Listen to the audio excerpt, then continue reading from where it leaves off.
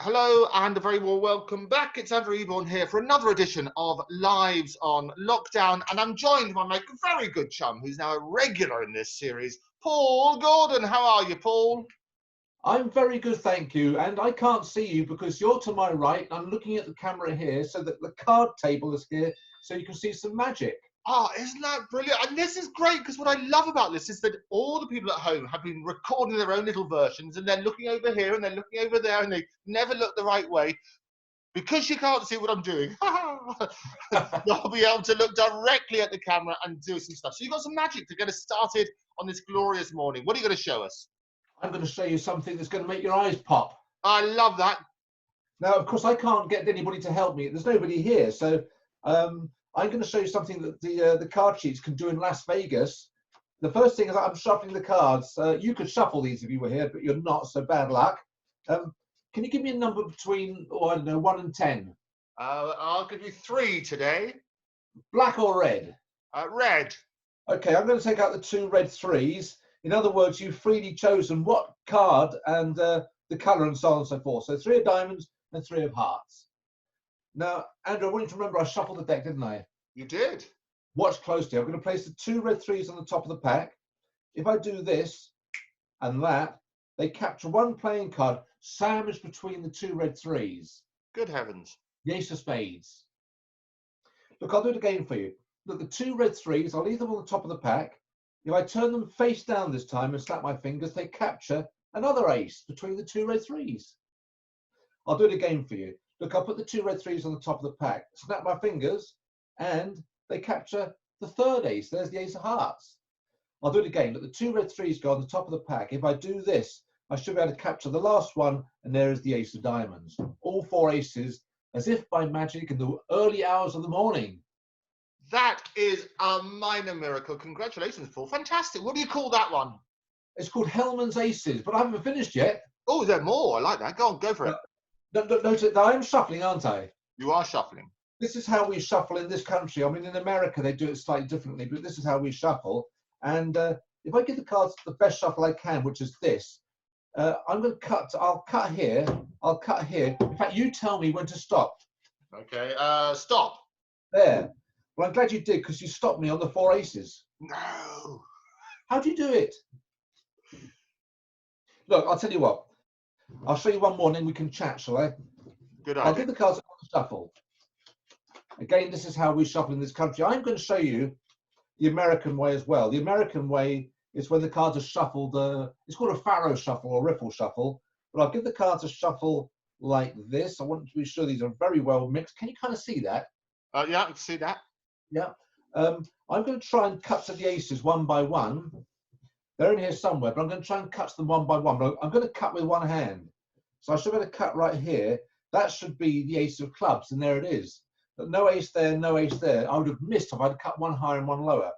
But I could do it again for you. I'm going to cut again. I'm going to try and cut this time for the ace of hearts, and there it is. One higher and one lower. In fact, I can do it without even looking. I'm going to look at you over here. So are you waving at me now? If I cut like this, I should be able to cut. The 3rd ace is exactly 15 cards from top. What do you want me to do right now? Sorry, what are my choices? Yeah, I can cut it. What are my choices? That doesn't matter. Look, 15.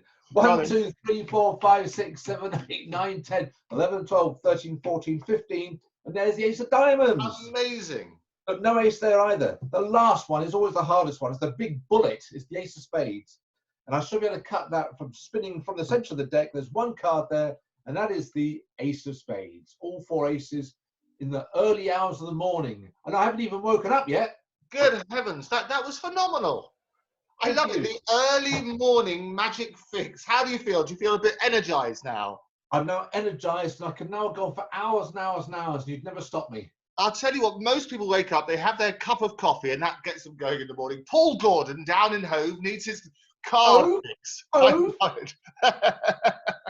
Worthing. Oh, Worthing? I thought you were in Hove. No, I'm not in Hove. I'm in the posh part. Oh, I see. But Worthing is really right next door to Hove. Don't they like each other in Hove and Worthing? Hove's Hove's all right, but Hove is one of those places where the pigeons fly upside down because there's nothing worth pooing on. Hey, da, da, da, da. We love it. These are the jokes, folks. I think I've already told that joke before. Oh, it doesn't matter. And you'll tell it again. And so will several others. This is what I love about it. It's always good. So that was fantastic.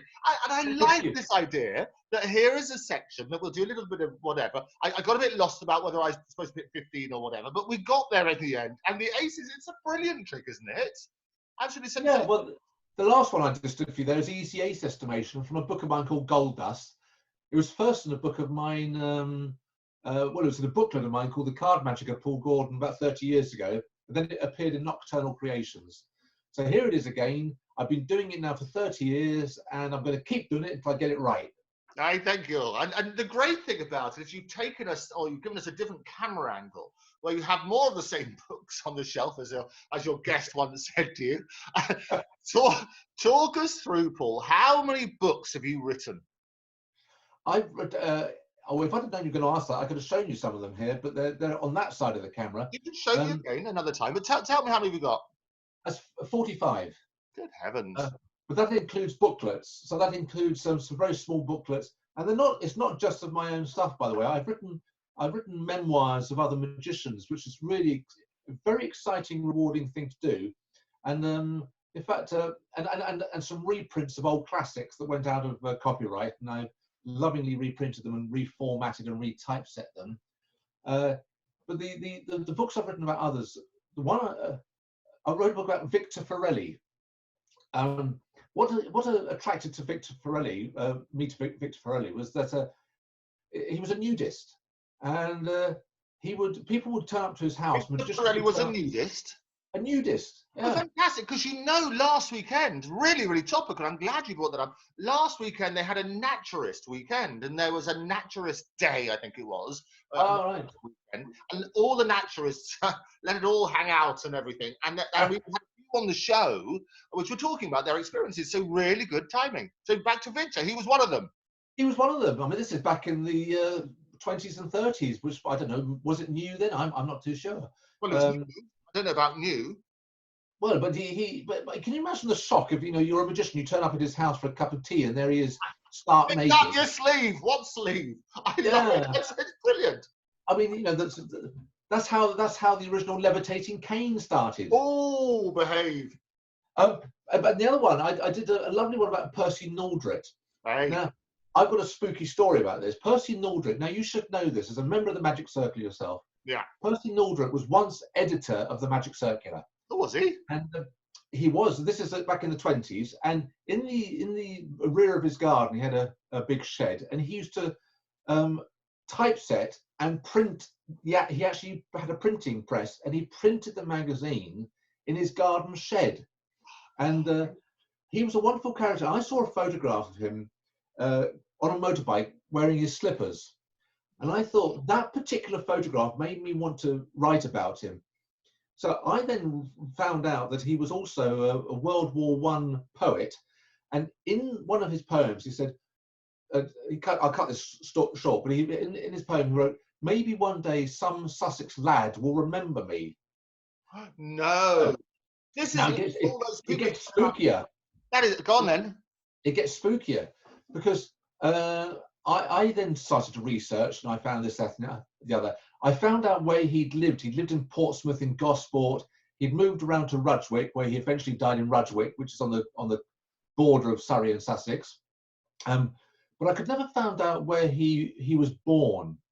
So my wife and I, we travelled. Like, I don't know if you've done this kind of research. We went all around to various online marriage and deaths and births, and we went to cemeteries to try and trace back and blah, blah, blah, blah, blah. Anyway, after much searching, it turned out that he lived in the house that I once, when I was a teenager, early 20s rather, I lived in Bedsit-land. Another soft sell song. Good heavens. Brilliant. Yeah. So I actually lived in the house he was born. I mean, how creepy is that? Good heavens. I mean, I don't believe in any of that kind of, phenomena stuff, Well, what a coincidence. Neither do I. Well, it's a nice story, isn't it? That's a lovely story. And so, how many of these little magic pamphlets have you written about fantastic magicians?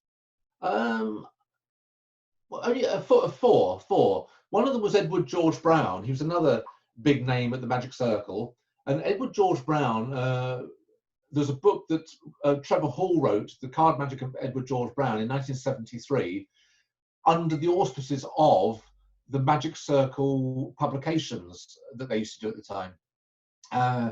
Trevor Hall wasn't a particularly very nice man. He was well known for not being a very nice man. But anyway, I decided to write a memoir of Edward George Brown. And here's another funny thing. I thought the only way I can find out anything about him is, has he got family around in Sussex or in Hampshire, which I'd kind of traced he might have. And I had an idea one night. I think I'd had a few vodkas. I decided to pick up the phone and I rang about 300 people in the area saying, I'm trying to chase Edward George Brown. Do you know anything of him? And about the 300th phone call, this lady said, yes, he was my father. And I was not expecting that at all. So I then got in the car. The next day I drove right down there, had a long chat, and got the memorabilia together and so on and so forth. And that's how that book came about. Fantastic. And which was the fourth one? So you didn't finish the naturalist one. So Victor, what happened to him? What was the big story about him being the nude magician and the very first one we've heard about? Well, I mean, that was well, Victor Peretti, he wrote some very good books on card magic. That's the main story, really. I mean, it was just I was fascinated by this old-fashioned magician who used to wander around totally naked. I think that was at his shows then, Paul. I mean, people knew this. Would he do these shows in the nude? No, I think it was a personal thing. So I think he would just sort of wander around the house totally naked. I mean, why not? Marilyn Monroe would wander around and sleep naked, famously in the sheets and things like that. When asked what she wore in bed, I think she said Chanel, didn't she? I think that was. That's right. Yes. Yes. So glorious. But I do like the concept because everybody needs a little element to make them different to the rest. So I like the idea. I like the concept of a nude magician. And I know there's a group of people at the moment. There are the nude magicians, so they do avoid the thing it's up to your sleeve. And I like the idea that maybe it started off as a journalist misunderstanding or mishearing them, saying all new magic or whatever they put it. It's gotta be good. So tell me the four books and how people can get hold of them. The four books are on the magicians. Oh, they're all out of print. This is 20.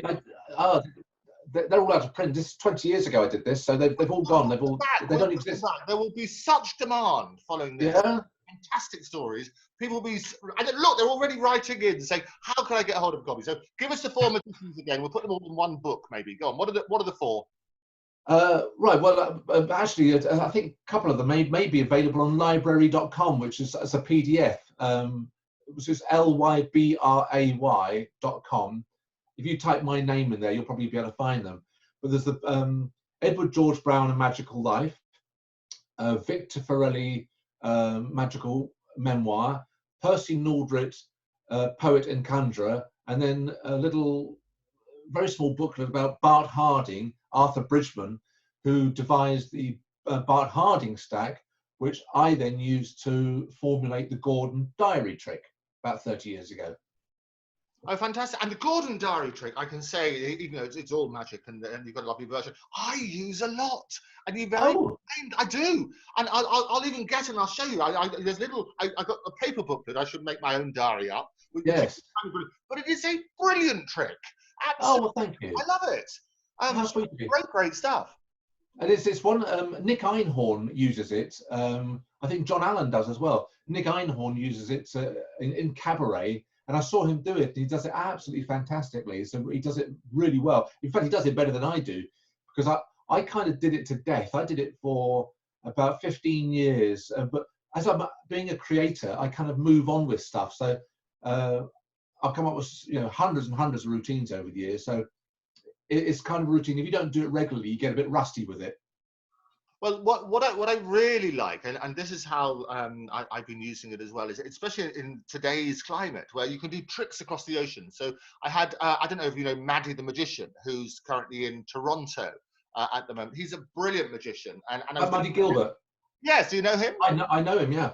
Oh, fantastic. Well, I had him on the show, and he was doing magic all the way in Toronto. And what I love about your diary trick as well is that you can get people around the world. This is how I've done it. I've had somebody in Australia think of a special day. I had somebody over there doing a card and so on and so forth. And then the two all come together as the glorious final. So in a cabaret situation, when people are using it, you can do it. It's a cabaret. It's a big stage trick where you get different people from the audience and you can bring them all together on that sort of stuff. So making cards work on stage, run down here and the close-up, is a really powerful cabaret trick. So that's how I've used it. And I'm sure it's a different way for different people. So great trick. Look it up. Yeah. Or we'll sell you some as well. I'll tell you so. You can either buy it separately or you can make up your own. It's in the instructions are in gold dust, my big book. The Not red literally in gold dust, because they should be written in gold dust. It should be gold. So tell me, Paul, I mean, you're such a prolific writer. I mean, with all of those books and all of your hunger for information about previous magicians and things like that, how much are you building on, standing on the shoulders of the giants of the past? Because people always say, it's rather like music, there are only a certain number of notes, it's just the order you put them in, and you come up with new stuff.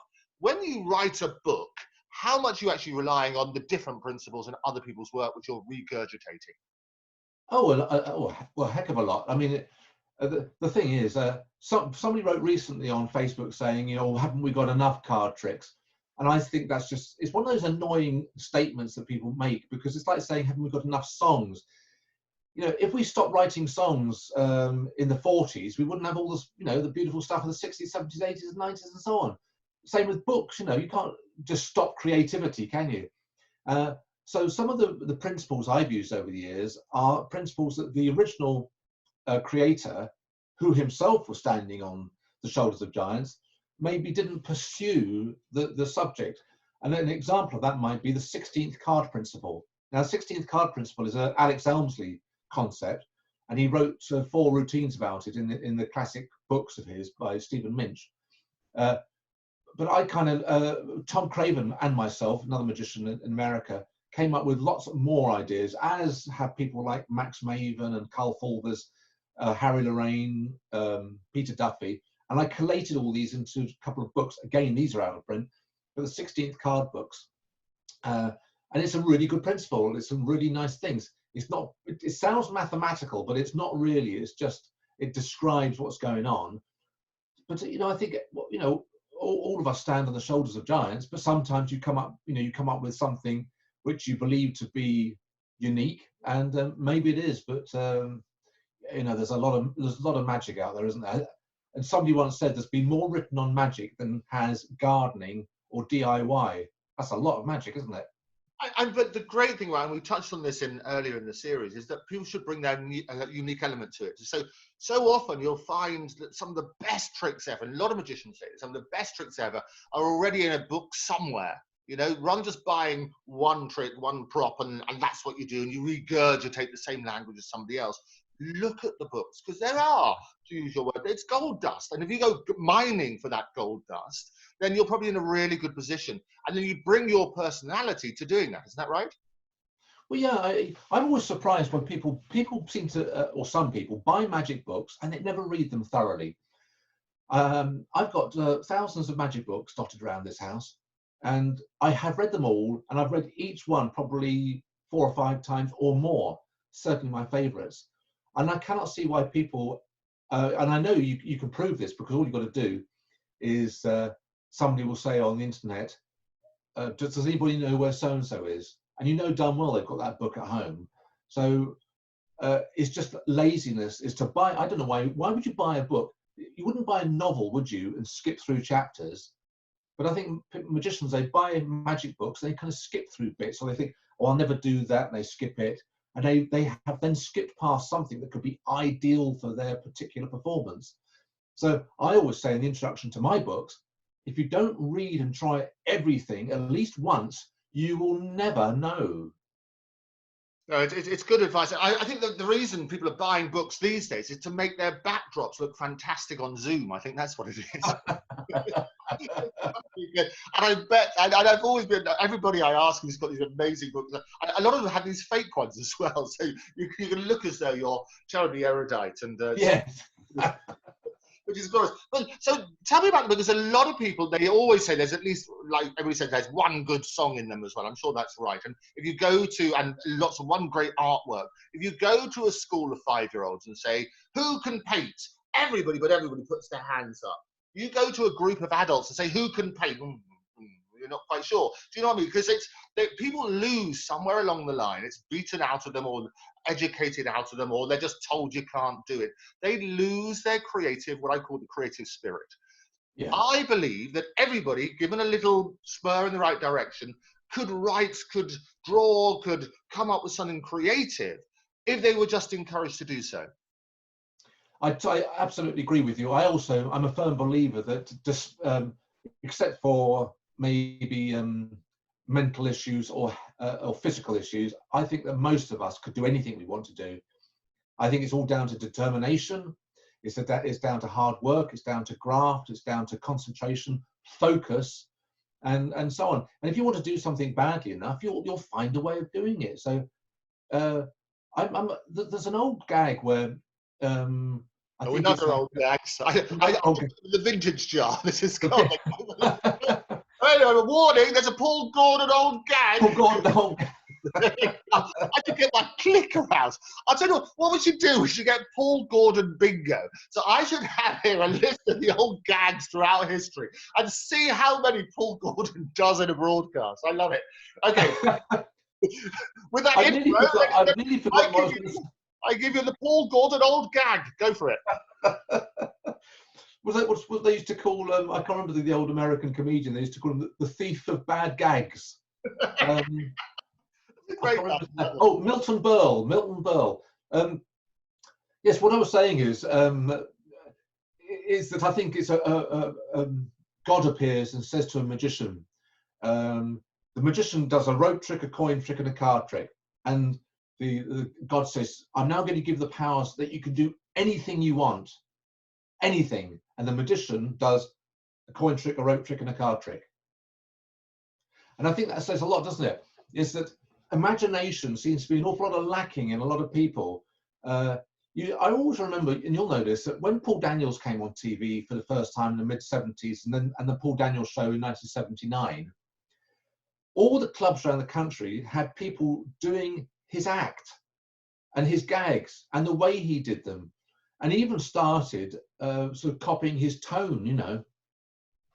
Not a lot, absolutely. And you're right, it's what we touched on before. How did people become poor imitations of other magicians? They will see somebody doing the famous routine, which he does with the cup, the top cup routine. And a lot of people do that with the same gags. And I saw it written in history, hieroglyphics, no, it was lower than that, it's loweroglyphics, all that sort of stuff. It's on top of the cup, no, it's on the bottom, all that stuff. And you can hear the lines. And the trouble is, a lot of the people are not very good at doing the lines because they get the wrong comic timing and things like that. So not only do they not have the creativity to bring out their own personality, when they regurgitate somebody else's material, apart from the theft, if you like, on the copyright point of view, they do it very badly. Yeah, I think it's not only just the patter; it's the whole concept of it. Now, for instance, I've used this as an example beforehand. Paul Daniels did, you'll know the routine. I don't know what it's called, but he does the routine where he has two guys up. He does this whole bit of malarkey with the funnel on the elbow and the pumping of the milk comes out. How the funnels start, absolutely. Yeah, and all that. Now, I actually don't like the routine because I don't like magic that is kind of making the spectators look a bit stupid and having them do silly things. And like, you know, making people wear silly hats on stage and then having them do all that, and they're the butt of the humour. And Paul Daniels, I think he got away with it in kind of certain respect, but certainly other magicians, they don't get away with it. And I saw a magician do this whole funnel malarkey, and this chap said, you know, you're hurting my shoulder when you're doing this. And the magician kept on doing it. And in the end, the bloke just pushed all the apparatus away and stormed off stage. Good heavens. You're absolutely right. And it does bring us on to a really important subject about how you treat spectators. But that particular routine that you mentioned with the funnel, and Paul actually famously did it on his own TV program, but he also did it as part of the Magic Circle centenary celebrations. Uh, Yeah, in 2005, and he had on stage all of the different members of the council, and had the president and so on and so forth. It's a great routine. But you're right. If you don't pick the right people, you don't listen to the spectators as to how they're behaving, you don't engage, but you just go into performance mode, you're yeah. missing it, aren't you? Well, you are. I mean,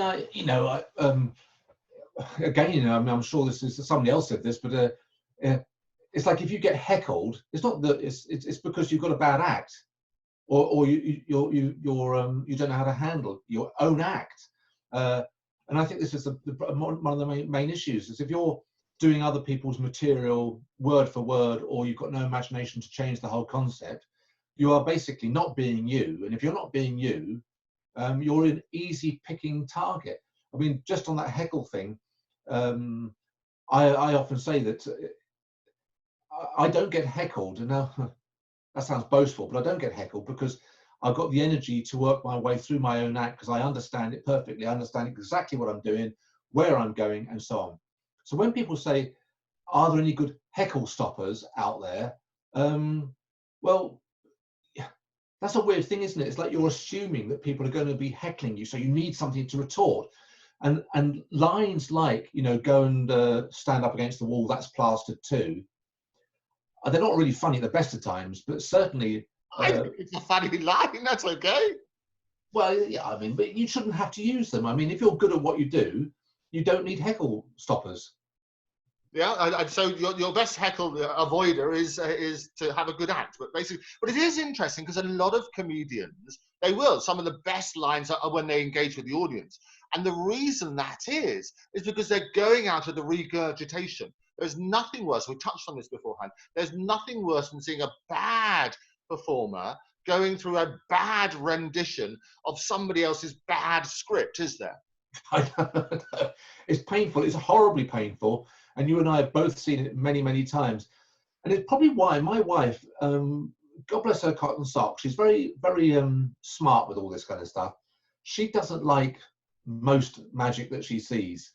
And the reason being is she finds it churningly creepy and horrible. And maybe that's because the stuff that I watch on TV is really excellent. So when I watch stuff that I like, I watch, and I know I said this before, but I watch people like Frank Sinatra when it comes to music, and Ella Fitzgerald, Matt Monro, Victor Borge, Billy Connolly, and so on and so forth. I watch these really good performers, and in the magic world, I watch the best of the entertainers. So I like to watch people like, I'm not buttering him up, by the way, but people like Noel Britton, Graham Jolly, the big acts of Paul Daniels, the big acts in America. And so when then she sees bad stuff, it's like magnified even more that how awful and embarrassing it is to watch somebody fumbling their way through some misguided routine with no presentation, bad skills, no connection whatsoever, and she hates it. No, and she's right to hate it. And I think what happens is sometimes people can forgive somebody who may not be the best sleight of hand artist if they've got a great personality. And Yeah, so often, what we touched on beforehand, is not necessarily being likable, although being likable is really great. It's actually just being interesting. You can hate, it's like the pantomime, oh no, it isn't. You can hate the character, but you want to, basically, they're compulsive viewing. And I think the more that people can work on their personality, yeah, find great material, because there's loads and loads and loads of books out there which will give you yeah. great material, including the several that you've written. But find the personality. Be yourself, as we touched on last time. Be yourself, because everybody else is taken. Absolutely, well said. I also think I was watching a film last night, and we related to magic. My wife and I watched this movie, and we often say that this movie was a sort of thriller horror type thing. And at the beginning, at the outset, we didn't like the baddies. Okay, that's good, but we didn't like the good guys either. So when they were all slaughtered in this house, we didn't care. And I think that's the same with magic. If you don't care, about what's going on and what they're saying and what they're doing, you know, you're wasting your time. So you have to care, don't you? And another little thing about this is as well, which I talk about in my lectures, is that when things are good and they're really good, I relate it to the movie Shawshank Redemption, which I'm sure you've seen. Great movie. Sorry? It's a great movie. I like that, absolutely. Isn't it? It's wonderful. And the reason it's good is because, and I'm not teaching your granny to suck eggs here, but the reason it's good is because all the actors are doing a fantastic job. The script is absolutely fantastic. The scenery, the backdrops, the color of the footage, the music in the background, the direction, the editing, everything that makes a good movie has made that movie excellent. So when you go in there, you believe the whole story. You come out of the cinema and you go, wow. Now, let's say in that movie that Morgan Freeman had given a bad performance. You'd come out and say, what a brilliant film, but oh, Morgan Freeman wasn't very good. Or you would come out and say, what a great film, but I don't know, the dialogue was a bit naff. And it's the same with magic. If you can try and clear all the problems, so if you're technically hip and good at what you do, that's the first thing. If you can engage with the audience, you've licked that area. If you've got the likability thing going on, they're going to like you. If the presentation of the patter is there. So it doesn't seem like rocket science to me, but so many magicians do seem to get it wrong. Yeah, no, you're absolutely right. But mind you, neither's brain surgery. That's not rocket science either. I know you're. But the other thing, and just to finish this bit, because I do think it's really interesting. As we say, there's lots of creativity in everybody. People given permission to be creative. You have published a lot of books. Do you publish them yourselves, or yourself, or do you get third parties to do it? No, I publish them myself because I didn't start doing this as some sort of vanity thing. You know, like, oh, I'm going to start telling people about my magic and blah blah blah. What happened was I did some lecture notes for a lecture I was doing when I was in my early 20s. And how pompous is that, doing a lecture in your early 20s? But anyway, I was asked to do this lecture, I did it. And it turned out that somebody read the notes and they thought not only did they enjoy the magic, but they thought the writing was good. Now that's amazing for me because I flunked everything at school. So to be told that my writing was good and I had an ability to teach people magic in writing in a conversational manner, that was nice. It was probably reading all those Lorraine books and rubbed off. Anyway, and Roger Crosswaite then had suggested I write a bigger book. Well, I contacted a major publishing company. I won't say who it is. Major magic publishing company in America, and the offer was like 500 quid, or I can't remember now. This is like 30 years ago. It wasn't even 500 pound. Probably about 200 pound and 50 copies of my own book. Well, I worked out the maths on that, and I thought, well, I think I'll take a stab at this and do it my own. So I did the first hardback book I did was Nocturnal Creations, which I started writing in the early 90s. It came out in 95 or 6. And I ended up selling 3,000 copies of that in about 7 years, I think it was.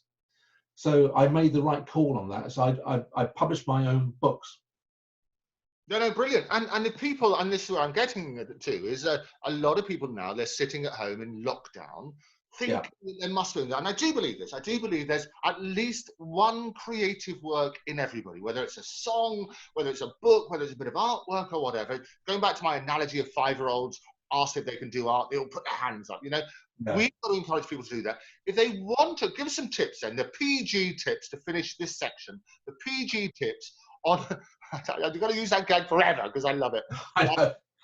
What you're going to do, the PG tips on self-publishing. Talk us through that process, what people need to do and how they can do it today. Right, here we go. Now, this is, and if you like this, folks, you can send me a check or put the money into my PayPal account.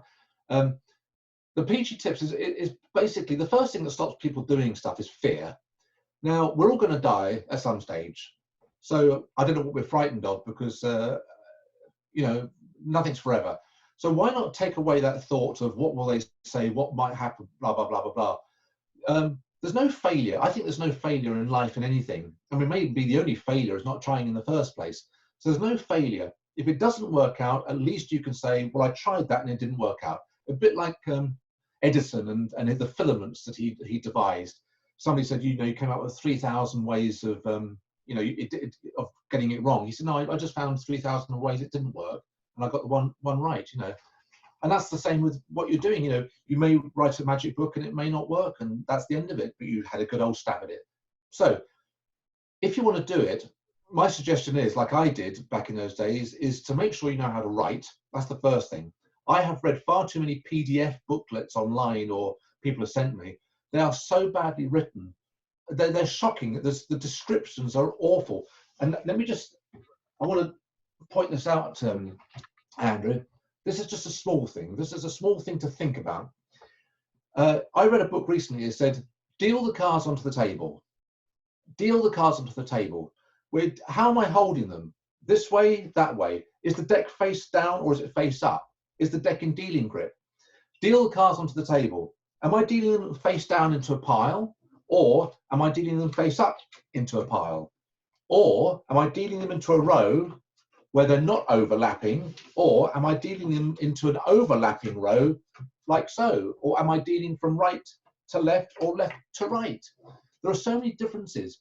And the thing is, if you don't describe this stuff correctly, the reader will get to some stage in the description where it doesn't work.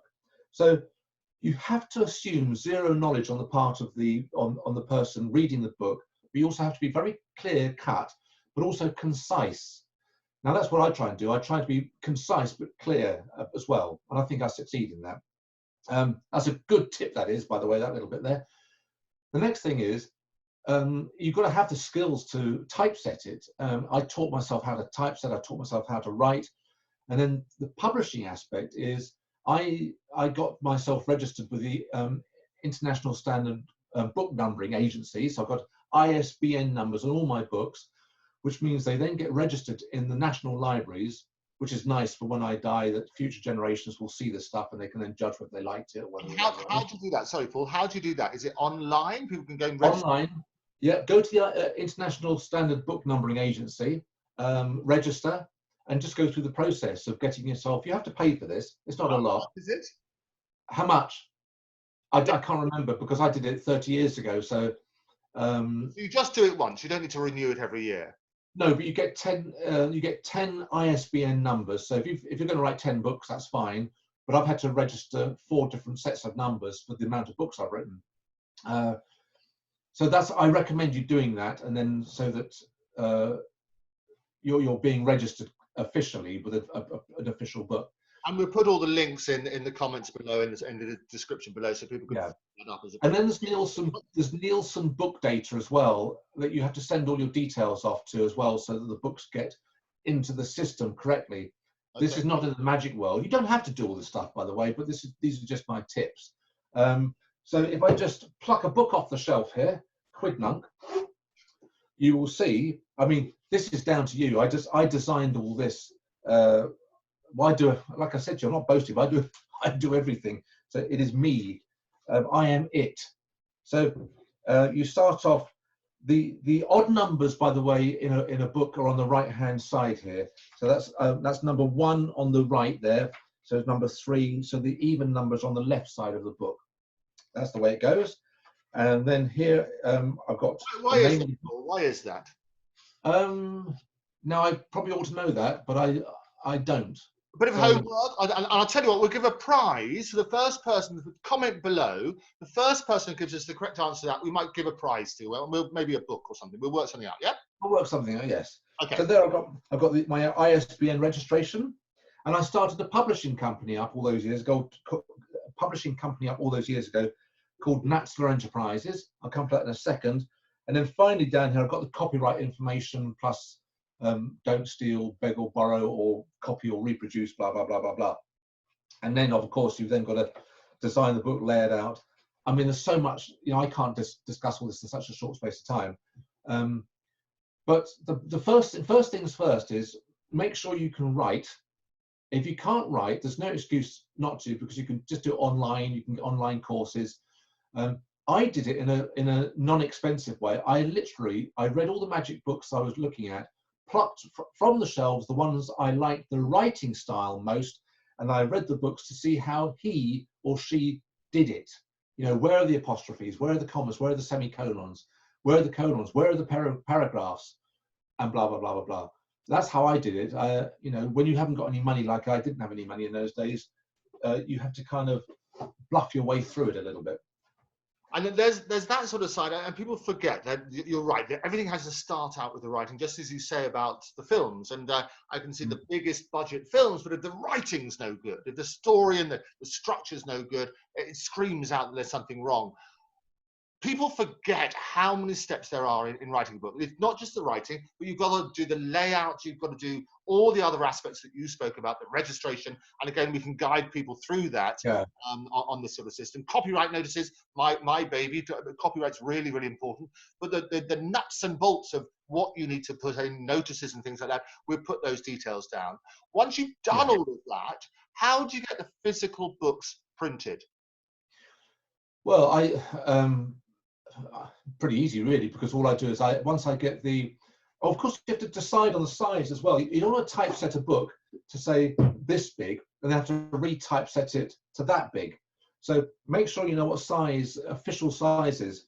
This is an official, I can't remember the actual official size of this anymore because I just do it. It's all kind of blended into my subconscious. But I decided on this physical size so that it will fit in a rucksack.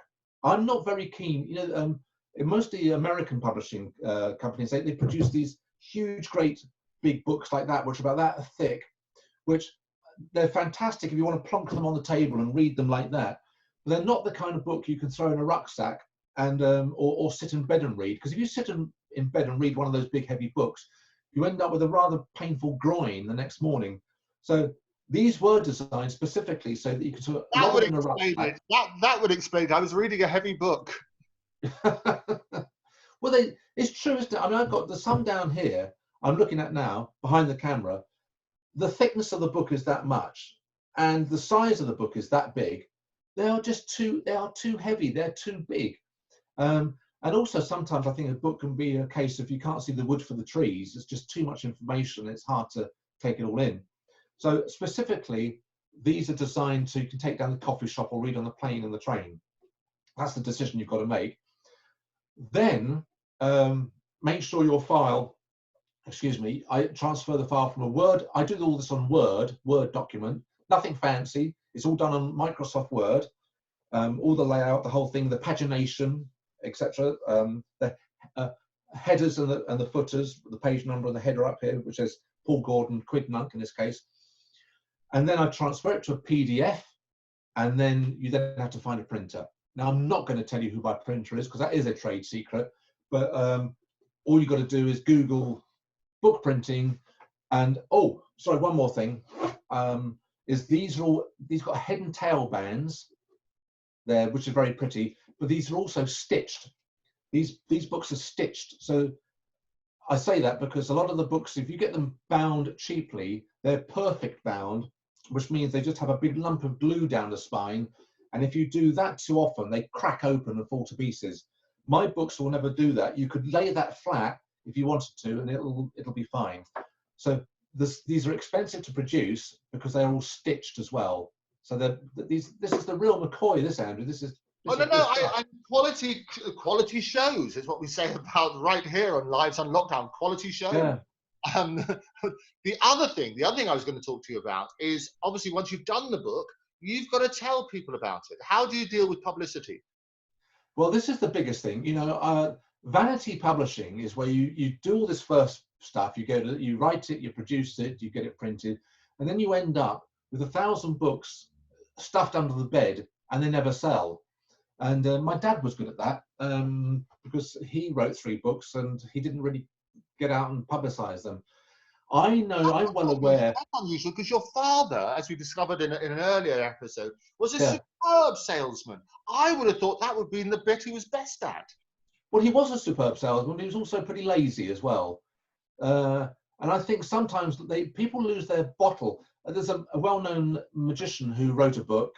He asked me all about how to do it, and I helped him. He wrote the book, but he then lost his bottle to sell it, as if he was almost kind of embarrassed to publicize or embarrassed to perform the stuff from it. Now, I know a lot of magicians, they love taking the mickey out of me, hopefully in a nice way, but Paul publicising or marketing, da da da da da da da.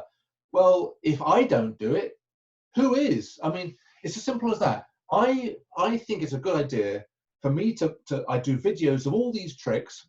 I've done videos of all my tricks now, 700 routines. I've got videos of me performing them, and I put them on Facebook and other media.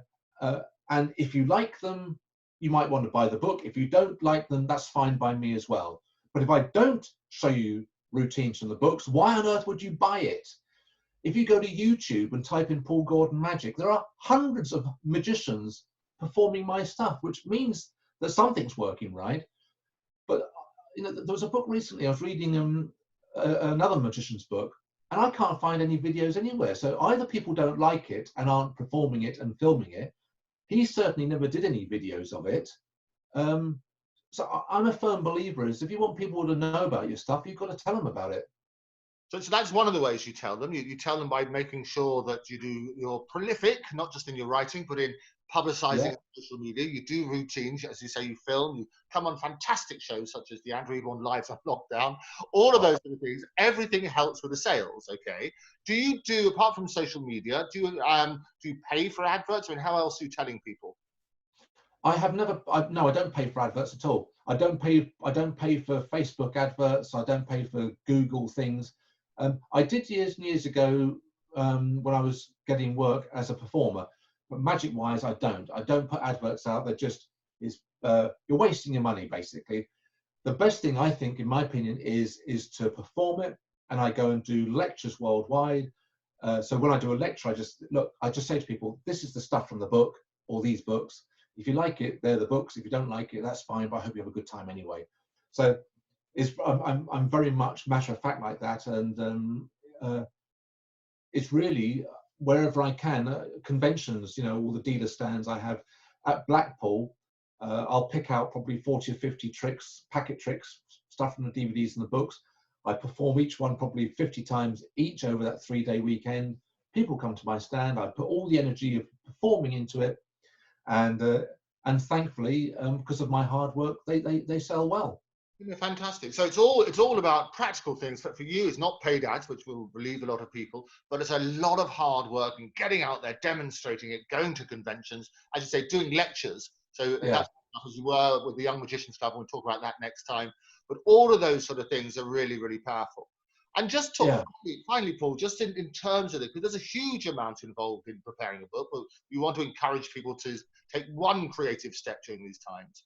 Yeah. Do the writing, do the layout, doing that sort of stuff, making sure your own designer, the packet design, do your research about printing. What sort of commercially, what sort of margins are you talking about? And obviously you're not paid for your time to do it, the rewards come later on, but in terms of the cost of producing the book and the price that you sell it at, what sort of margins are you talking about? Well, it varies a little bit. I mean, the producing the book, I personally, I managed to do for nothing because I just do it all myself. I proofread it as well myself because I trust myself that I can proofread it. So I do the photographs, I do the layout, like I've said, I proofread it myself. So there's no costs up until it goes to the printer. Now, I think a lot of magicians, they get shy of spending out the good money. Now, the trouble is, if you produce a rather badly produced book, you may sell some copies of it, but people will then think, well, I don't want that in future. I'd rather have a decent book. So I at the start, I haven't got a copy of Nocturnal Creations here to show you, but let's go back to Quidnunc here. Each time I produce a book, I have 3,000 copies made, and that's a lot. In the magic world, that is a lot. Now, Gold Dusts, I published in 2012, and 8 years later, it's now down. I think I've got 20 copies left, and then when it's sold out, that's it. So I've sold nearly 3,000 copies of that. It retails at £50, which I think still is a bargain. It sounds like a lot of money, but £50 for 150 worker routines, bearing in mind some 2-trick DVDs cost you 50 quid, I think it's a bargain. And magicians, what they forget is they could get that back after 10 gigs. Well, absolutely. I mean, you buy my book Gold Dust for 50 quid, and you've got a lifetime's worth of material. You've got you know, go and get a gig for 500 quid and you paid for it 10 times over. But I was thinking the other way around. I was getting a gig for a fiver. But you're right. Well, what can I say, Andrew? I can look at you now. There you are. So the books vary on cost. So each time I produce a book, it costs me about 5, 6, 7,000 quid to have it printed. Well, that's 3,000 copies. So it's like 150 a copy. No, it's about yeah. Well, it depends on the book, but yeah, it's about. It actually works out about £3 or £4 a copy. It's rather like saying if you produce a record, it's irrelevant because it's the production stuff. Or you produce a DVD. To produce a DVD is a quid, but to produce a DVD is tens, if not millions. So that's worth. Yeah. Sorry, I interrupted you there, but I think my opinion would be not to use those print-on-demand systems. They're really badly produced. They're horrible. You know, they fall to bits and they just have this naffness about them. I apologise for anybody who's done that, but anyway, in my opinion, go best quality. Yeah, it's good advice. Quality shows, as we said beforehand. And do you do paperback versions as well? No, I produce paperbacks, but I don't do paperback versions of. All the books I've done in the last 10 years have been hardback. I did produce some paperbacks, but they were still stitched. Isn't that interesting? Stitched pages, but still paperbacks.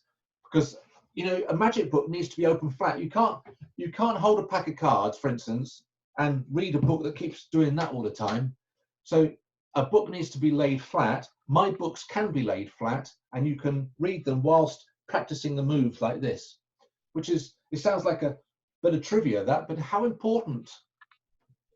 You've thought it through in the same way as you demonstrate when you talked about the cards. You deal the cards on the table. You can work how and why and everything else. Tell me about your father's 3 books. What were they about? They're about national hunt racing. He wrote them in the early 70s, 1971, 72 and 73. And I'll tell you a little, again, story about that. They were small, or about that thick. They were pocket books about national hunt. So each one, they were yearly books, so they contained all the race courses, all the national hunt race courses. I mean, all the racing courses. That's easy for you to say. That's easy for me to say. All the race tracks, courses for horse racing in the country, and they had a map of the track. Is that the word? What's it called? They had the map of the track.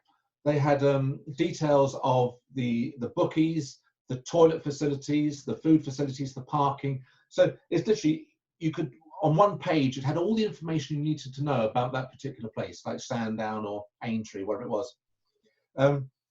He actually he wrote to the Queen Mother in 1973, and she is actually on the front of the 1973 issue. So he managed to get her photograph, permission for her, because of her love of horse racing. Have you got that letter with her writing back?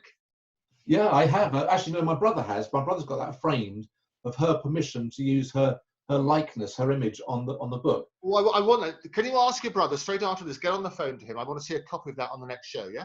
Yeah, I will do, and I'll see if I can find on Google some images of the books. If not, I'll get my brother to take the photographs and send them through. Okay, no, fantastic. But you didn't sell because your father didn't go out, and surprisingly, out of character, he didn't go out and push them. No, well, I can remember my sister, who is 9 years older than me, in the early 70s. She helped the layout and all the stuff I had to go with it. She helped with the layout, but my dad needed constant pushing to do it. Come on, let's do this. Let's finish this off. Let's do that. Let's get this. Let's get that. Because he had to go around every single racetrack in the country, which he loved, to enable to do this and get all the plans. And so it was a heck of a lot of hard work that he did. But when he came out to marketing it, and maybe it was harder in those days because you hadn't got the internet and so on. So I don't know. It was just they didn't sell as well as they could have done. Well, the interesting, and it does raise a general human nature, which I would touch on in the next show, is that the reason people use agents and managers is however good you are at selling other people's products, most people are pretty lousy at selling themselves. Yeah. And what we say in the legal profession is that so often the person who represents themselves has a fool for a client. Yeah. Well, if I say these things, it all sounds like kind of, it doesn't, I don't mean it to be boastful, but it's just the fact is that I've never had an agent as a performer. If an agent rings me and says, are you available? That's fine. But I've never had an agent, and I've never advertised. I don't use business cards. We're at gigs. I've never handed out a business card ever. I don't have business cards because I always work on the theory that if you are good, and that's what you're paid to be, you're good. If you're good and you sell yourself at the wedding or the party or the function, somebody there will want you for their party or function. And so it becomes cyclic. And if they want to find out how to get hold of you, well, they know that all they've got to do is say to the bride and groom or whoever it may be, who was the magician, what's his number, and blah, blah, blah, blah, blah. So I think I'm out of the norm here. I've never done things the way they're supposed to be done because I had no money when I started doing it and I had to work out a necessity. And I think that's a really good one. Again, it could be a whole episode of the exciting lives on lockdown. We will talk about this because publicising and advertising is so important. But as a general headline, I believe that buzz is much, much more effective than hype. Absolutely. I mean, I'm certainly not putting myself into this bracket, obviously, but, Sinatra didn't advertise, did he? If you want Sinatra, you book Sinatra. And you don't even quibble about the fees. You don't say, well, I can't afford that. Would you do it for this? Would you do it for that? And I think he used to charge, his fee was like £1 million 50 years ago, £1 million per show, per thing. No quibble. If you want him, that's what you pay. And I think if you can try and transfer that thought into your own worth, you'll stop doing this thing about, well, I can do it. Oh, I tell you what, I can do it for £200 or call it 150 or I tell you what, 100 quid for cash. You get out of that by just saying my fee is whatever, £500 or £1,000. That is what I charge. Lee Warren, a friend of mine, he said to me once, somebody said to him, how do you justify that? He said, I don't. Book me or don't book me. Reassuringly expensive. It's all very good. Paul, it's an absolute joy as always. Thank you so much for joining me. Thank you very much indeed. I love being on your show. I keep saying this, and I will keep saying it until you send me some money. But you're so good at it, and I mean that sincerely. And if we ever get back to having proper TV shows, I think they should give you a talk show of your own. Your absolute joy. Thank you so much indeed. I'll definitely bring you back on that note. It's always a joy. But for now, Paul Gordon, thank you. Bye-bye. Thanks very much. There you go. Take care. Right, that was Paul Gordon. Do join me after the break for lots more of Lives on Lockdown.